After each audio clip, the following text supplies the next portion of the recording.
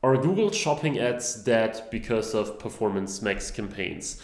Whenever I talk to potential clients, whenever I talk to other people, they ask me whether they should be using Performance Max rather than shopping ads, and many of them actually saw some success with PMAX as well. So PMAX seems to be a very tempting campaign type because you set it up, you put your products in there, and if everything goes well, it's quite scalable and you can really see some significant sales from it. But are shopping ads really dead because PMAX performs so well for many people, or are there still some very good reasons to use shopping ads even now in like mid 2023? Well, let's talk about the advantages of PMAX very quickly. First of all, of course, it's a very, very scalable campaign type. Like, because of all the networks that are in there, shopping, search, display, discovery, YouTube, it's a super scalable campaign type, and I've seen and personally managed many PMAX campaigns that are spending thousands of dollars per day profitably. So that's a very good thing. If you have deep pockets or if you want to take your account to the next level, then chances are with PMAX you can hit that insane level of scale. Also, second, Google really favors PMAX campaigns. So Google wants you to spend your money on PMAX. And even though it's not 100% confirmed, like officially, I'm pretty sure that when you use PMAX, you get access to more inventory than you would get if you are, for example, only using shopping and some display and some search. So this also plays into the first point. It's more scalable because Google favors it, because Google gives you more inventory, because Google wants you to use PMAX, and it's normally not the worst idea to be in line with Google's goals, even though of course you shouldn't just like blindly follow what they want, because we all know that's not always in your best interest necessarily. And number three, PMAX of course offers a lot of sort of optimization and automation within the campaign itself. So when you have a PMAX campaign, you don't have to do as much manual optimization work, even though you have to do a lot of other things. So I'm not saying that PMAX is an ultra low maintenance campaign type, because it's not. But once you have it running, once you spend quite some money inside PMAX, then it like optimizes and continuously improves itself, because it has access to all those individual networks and technically all those different campaign types. It can be optimized extremely well. So those are some really important points and some really good points for using PMAX, right? So you might now think, well, why shouldn't I just always use PMAX? Why should I even use some other campaign types in the first place? Can't I just rely on PMAX and that's it? And in fact, I've seen many people, I've seen many prospects that I've done like audits for, that eventually became clients, and also a handful of clients that we have right now where we are very focused on PMAX and have almost nothing else, where like easily, a very large portion of the entire spend goes towards PMAX. And in some cases that does make sense. But there are still a few very, very good reasons to use shopping and to not be like overly excited about PMAX and run towards PMAX immediately thinking that shopping is dead or that you cannot use shopping anymore in the first place. The first and very, very big reason is control.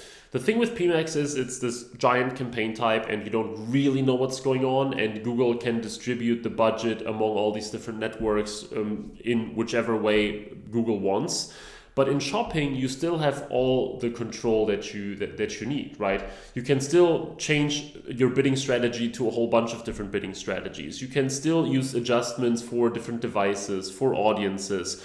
You can, set other settings that are not available on PMAX. And it's just that you can do a lot more with shopping and you can tailor the campaign to your needs. In my opinion, it's easier to select and segment products in shopping versus PMAX as well. And it just offers more control. And that is especially useful if you are starting out and if you want to check what's actually working and what's not. The second point are negative keywords. On PMAX, even though you can like manually with the Google support add like some negative keywords to the campaign, With shopping, you have full control on negative keywords and also on the search term report, right? So you know exactly what people type into Google. You can manually exclude terms that you don't want to have. And even though the optimization and automation on PMAX works very well, it can still be extremely helpful to be able to manually set negative keywords, especially when you are starting.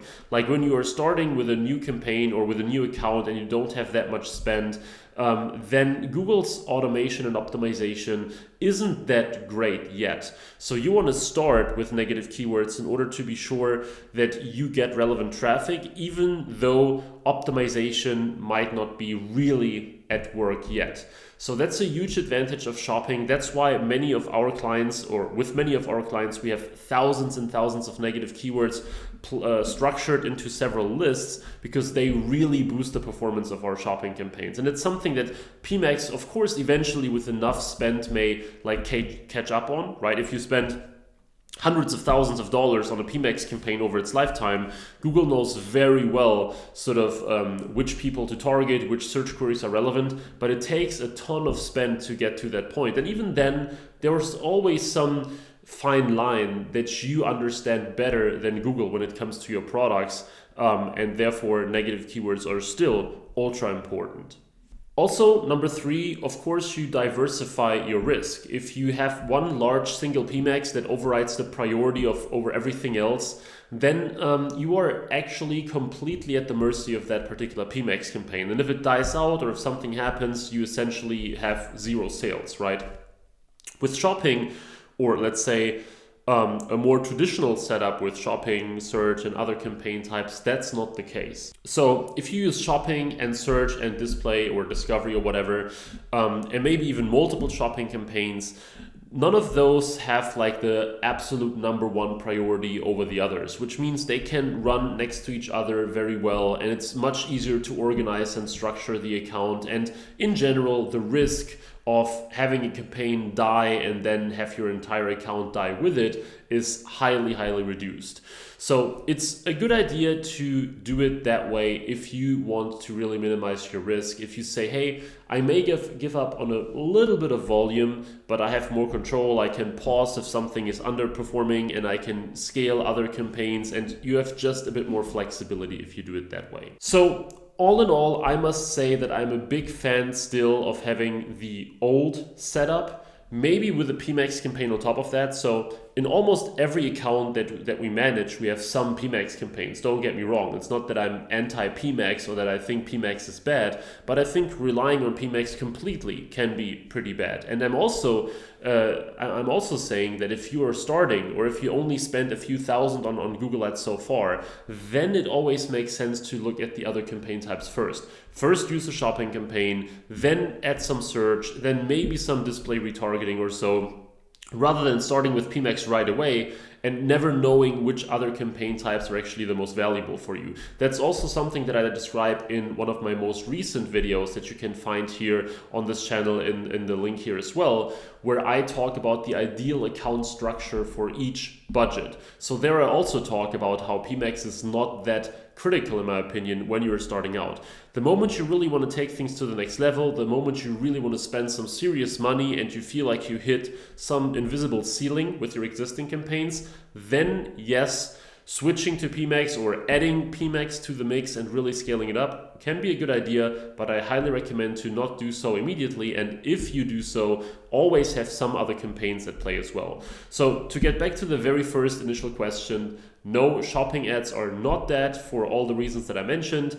Yes, PMAX has its place and it's an amazing campaign type if you want to take things to the moon, but shopping ads are not going away anytime soon. At least that's what I think. Of course, no one knows. Maybe in 2 years they will be gone completely, just as smart shopping has gone. Maybe even sooner than that. But personally, I'm still using shopping ads in virtually any account out there. So I hope this was helpful. If you want us to take a look at your account, if you want us to help you manage your account or manage it completely for you to take things to the next level as well, make sure to check the link in the description. Or if you want to learn everything about PMAX, shopping, search for your e-commerce business, then make sure to check the other link in the description for my eCom PPC Academy training, where you learn how to really get the most out of all your Google ads and make them as effective and profitable as possible. Anyway, I hope you enjoyed this video. Please leave a like and please subscribe for more Google Ads and performance marketing content for e-commerce. And with that being said, thanks a lot for watching, and I hope that I see you in the next video again. Bye-bye.